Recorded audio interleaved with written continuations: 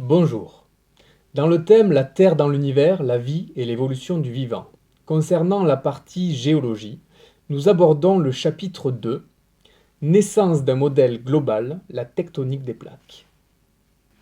Après avoir construit, puis rejeté, la théorie de la dérive des continents, la communauté scientifique continue d'étudier le fonctionnement des parties supérieures du globe terrestre et va imaginer de nouvelles hypothèses.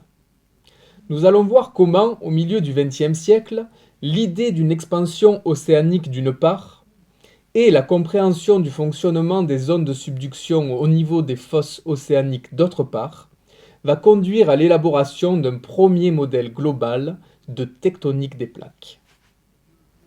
Dans une première partie, je vous montrerai comment la topographie océanique, le flux géothermique et les anomalies magnétiques sont à l'origine de l'hypothèse d'une expansion océanique.